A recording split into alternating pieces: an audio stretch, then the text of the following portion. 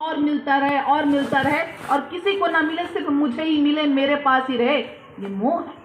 तो जैसे ही अहंकार आया, काम क्रोध लोभ मोह स्वयं अपने आप हमारे भीतर आ गए, सारे दुर्गुण विषय विकार हमारे भीतर आ गए। तो इसीलिए कहा गया है कि ये अहंकार समस्त दुर्गुणों की आधारशिला है। इस शिला को ही हिला दो, सारे विषय विकार स्वयं दूर हो जाएंगे। अहंकार को त्यागना है, अहंकार को त्याग दें। अहंकार को त्यागने का तरीका क्या है? साहेब कह रहे हैं, गुरु सो ज्ञान जो लीजिए, शीश दीजिए दान, केतिक भोंदू भई मुए राख जीव अभिमान। तो अगर सदगुरु के पास जा रहे हैं, उनकी दया कृपा का पात्र बनना चाहते हैं, तो शीश दीजिए दान। अब शीश दीजिए दान मतलब ये नहीं कि तलवार उठाए और मारा, काट दिया, रख दिया गुरु के सामने, नहीं। इस शीश की बात नहीं कर रहे हैं सदगुरु जो इस तन पर खड़ा है, इस शीश की बात कर रहे हैं जो इस मन पर खड़ा है। और मन पर कौन सा शीश खड़ा है? यही अहंकार अभिमान, ये मैं हूँ। और मैं ज्ञानी, मैं रूपवान, मैं बलवान, मैं शक्तिवान, मैं ज्ञानवान, ये जो बकरे के जैसा मैं जीव इस संसार में करते रहता है, यही अहंकार है। तो इस अहंकार को त्याग करने की बात कर रहे हैं। तो ये अहंकार को त्यागे कैसे? अब इस अहंकार का त्याग कैसे हो? इस अहंकार को त्यागने का एक तरीका है, एक ही तरीका है। क्या?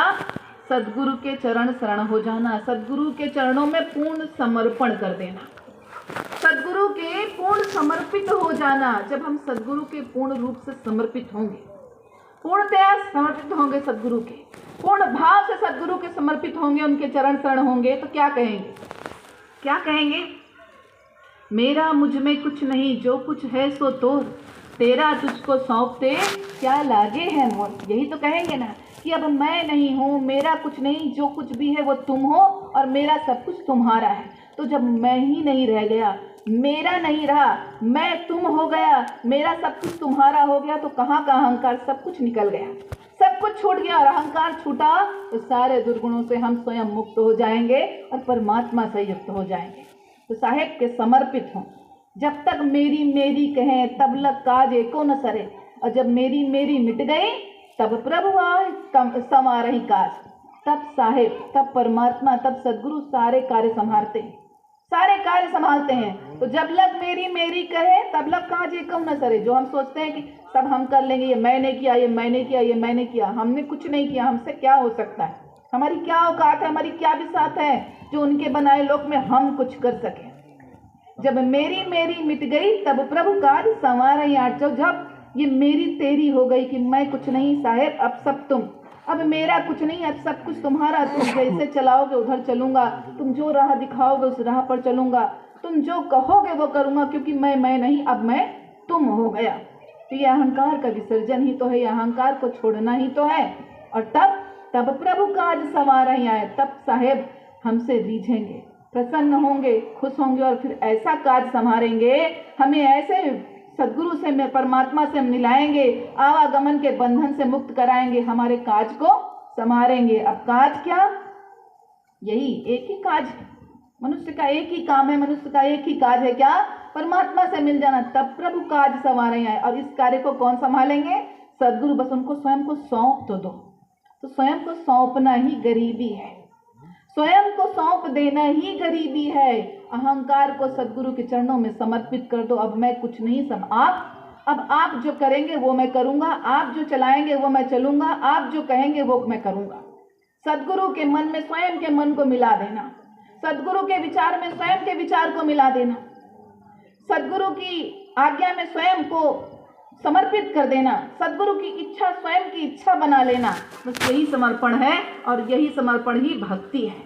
उनके मन से स्वयं के मन को मिलाना, उनके आचरण से, उनके आचार से, विचार से स्वयं के विचार को मिलाना, और उनकी इच्छा को स्वयं की इच्छा बना लेना ही समर्पण है। इस प्रकार से समर्पित करेंगे तो गरीब बनेंगे हम। और गरीबी जब ऐसी कर ली, जब सदगुरु के समर्पित हो गए, सदगुरु के शरणागत हो गए, और जब ऐसी गरीबी कर ली, तो फिर ऐसे अमीर बनेंगे, ऐसे अमीर बनेंगे कि संसार का कोई भी अमीर हमारा मुकाबला नहीं कर सकेगा। क्यों?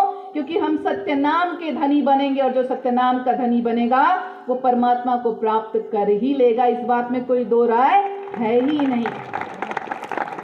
तो सच्चे अर्थों में गरीब बने, और यही गरीबी सच्ची अमीरी है, क्योंकि परमात्मा जो मिल जाएंगे तो साहेब मानव जीवन मिला।